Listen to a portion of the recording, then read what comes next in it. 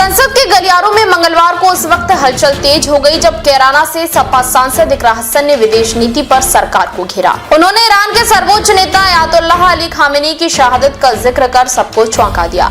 इकरा का तर्क था कि भारत की मौजूदा विदेश नीति में साहस की कमी है, जिसके कारण देश महंगाई और तेल के संकट से जूझ रहा है। उन्होंने आरोप लगाया कि सरकार अमेरिका के दबाव में झुक रही है, जबकि चीन जैसे देश स्वतंत्र नीति अपनाकर अपने नागरिकों को सस्ता तेल उपलब्ध करा रहे हैं। और क्या कुछ बोले इकरा हसन, आइए सुनाते हैं। हाल के दिनों में सरकार ने दो बड़े ब्लंडर किए हैं जिनका बोझ आम जनता को उठाना पड़ रहा है।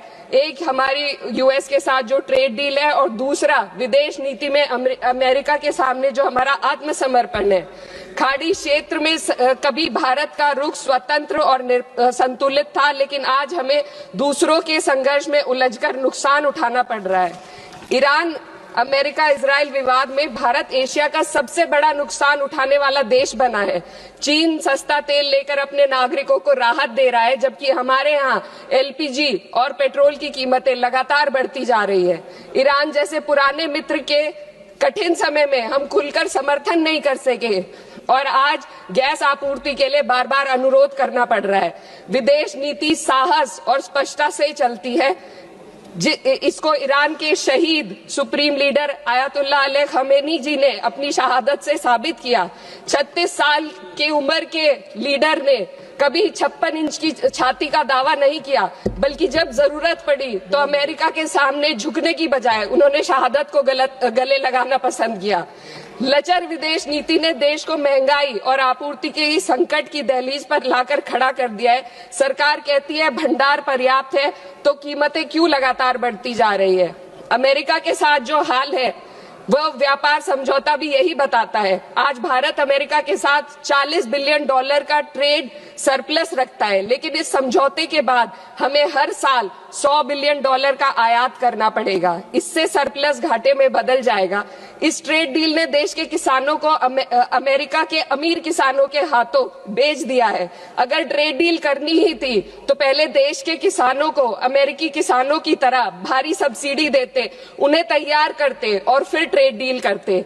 यह तो वैसा है जैसे दौड़ में किसी के हाथ पैर जंजीरों से बांध दिए गए और फिर कहा जाए अब दौड़ कर दिखाओ। हमारे किसानों के हाथ पैर महंगी यूरिया, महंगी बिजली और महंगे कृषि यंत्रों से बंधे हुए हैं।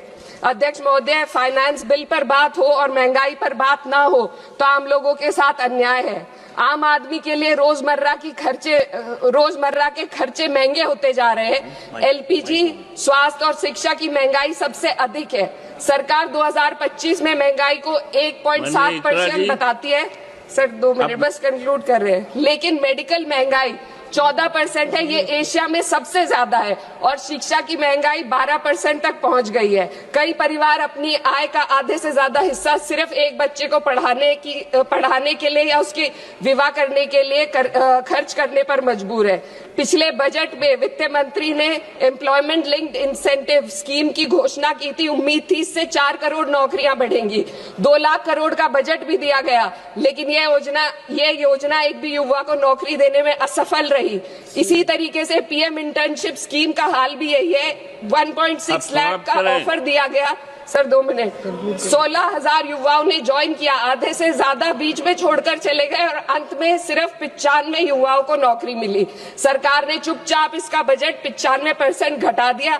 जब आप हेडलाइन मैनेजमेंट, दिखावा और लोगों को बेवकूफ बनाने के लिए स्कीम बनाते हैं तो उसका हश्र यही होता है। मैं अंत में किसानों की बात करना चाहती हूँ। ग्रामीण विकास और कृषि कल्याण पर देश की पीढ़ी आबादी निर्भर है। इस मंत्रालय का पिछले वर्ष का बजट सरकार खर्च ही नहीं कर पाई।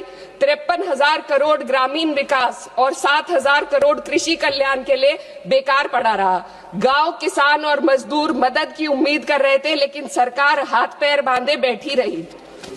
अध्यक्ष महोदय, इसलिए मैं इस सदन से मांग करती हूं कि इस वित्त विधेयक को खारिज किया जाए। 2019 की कॉर्पोरेट टैक्स कटौती को वापस लिया जाए। सामाजिक क्षेत्र पर खर्च को कम से कम जीडीपी का 6 से 8% तक बढ़ाया जाए। हर पूंजीगत खर्च को रोजगार सृजन से जोड़ा जाए और वास्तविक एमएसपी का ग्रामीण सुरक्षा सुनिश्चित की जाए। इससे कम कुछ भी 140 करोड़ भारतीयों के साथ धोखा होगा जिन्होंने हमें चुना है। महोदय, ये जनता सब देख रही है। इस सदन को तय करना होगा कि हम कॉर्पोरेट कल्याण के हक में काम करेंगे या जनता के कल्याण में। मैं इस विधेयक का विरोध करती हूँ। बहुत बहुत शुक्रिया। देश विदेश की तमाम बड़ी खबरों के लिए देखते रहें किनी टाइम्स। वीडियो को लाइक करें, चैनल को सब्सक्राइब करना ना भूलें।